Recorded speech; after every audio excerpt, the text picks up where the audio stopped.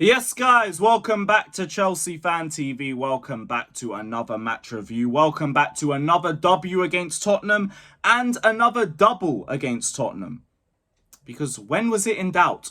Unless you are certain Chelsea fans that would literally scaremonger over anything. We could play a National League side and they'd be talking about, I just don't trust Maresca. I just don't trust our centre-backs. I just don't trust this. Oh, the temperature's not going to be that great. It's a bit too windy. I think we'll draw. There's people who just come out and just be negative about every single little thing that's in front of you.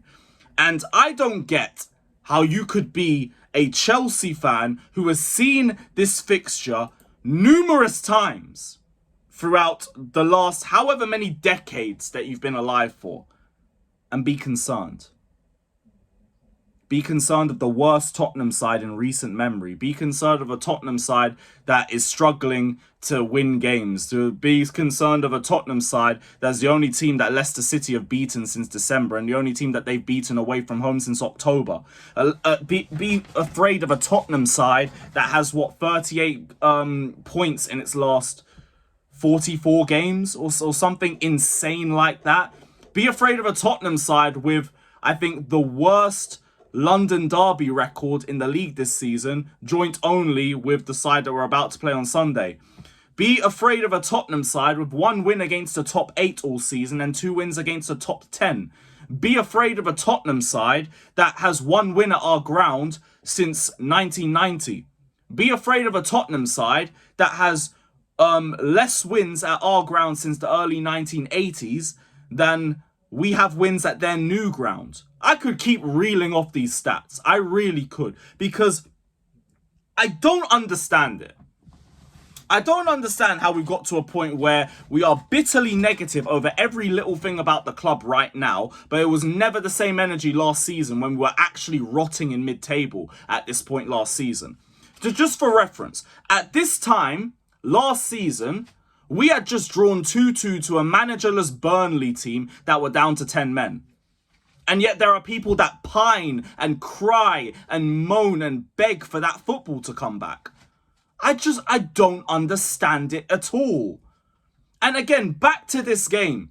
It was never in doubt just based off the way Tottenham are and based off the way Tottenham have been playing all season. Mr. High Line for life. We nearly caught out that high line in the first 30 seconds. But unlucky that the rebound to Jackson ended up hitting the post. But we were onto them all game. Spurs barely created anything bar the goal that got rightly disallowed, but Sarr should have been sent off. And for that cut back across the box towards the end of the game, they did nothing other than that. We were in cruise control nearly all game. Because regardless of what you think about us, they are Tottenham, they are garbage, they play a style of football that suits us to a damn T. Now, the first half was really just kind of like the couple first halves we saw back in January and towards the end of December, where we're cooking. We're straight cooking. But we're not serving the dishes to anybody. It's just no one's in the restaurant. Nobody's scoring. Nobody.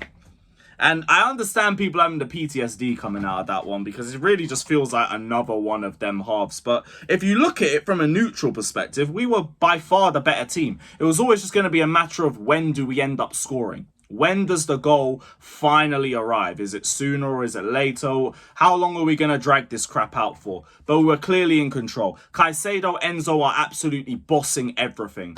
Enzo, I thought he was a little bit iffy in the first half. Again, got bypassed a few too many times. Second half, straight monster class. Caicedo, you gave me a worry 15 minutes in. Bar that, unbelievable. It should be either one of the pair going for man of the match or cut the award in two and just give it to both of them. They can all take half a piece of that.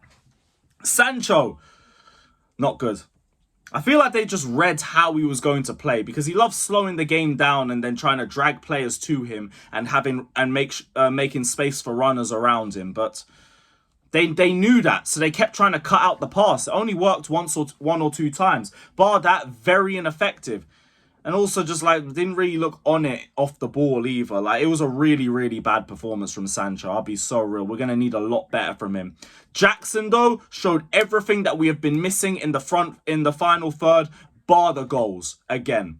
But the work rate the ability to create his own chances through his own P&P, the interplay, the ball carrying, all of those aspects of his game, he brought it, and he showed exactly why we have looked so fragile in the final third without him. Even if the goals aren't there, you know what you're getting with Jackson, and that's why he gets a bit of patience with me. That's why I don't treat him like Havertz. Havertz gave me nothing. On the ball, only off the ball, and that was it.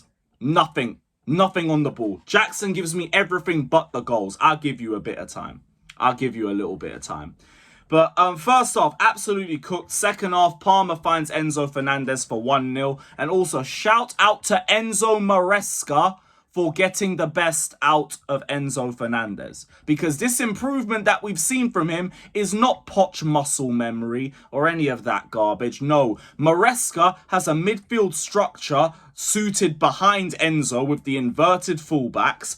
And he can have the license to roam forward without having to worry about the defensive side nearly as much due to our structure. And also, we're not playing him for 4 months on a hernia injury either. And it turns out that actually helps out as well. But Enzo Fernandez has been absolutely cooking over the last couple months. He had a little bit of a dip towards the international break, but I guess the break has done him the world of good. Either that or he just hates Tottenham, just like all of us. But I will say, like, one of the main signings that I've seen that just screams Chelsea is Enzo Fernandez. The guy has passion at 100. Always beating the chest. I see him bopping his head to Tottenham get battered and everything. Man really is taking into the culture of being Chelsea. And I can't say I'm more appreciative of that, because you don't get that sort of connection a lot with players and fans. And I fully see the connection when it comes to Enzo. So big up to him. Sanchez, you didn't have a bad game, to be honest, bar that moment, and you're lucky that goal got disallowed. Otherwise, I would have run down to the bridge and we would have been fighting over that. Don't get it twisted. But yeah, other than that, I actually thought you had a good game. Didn't think it was too bad.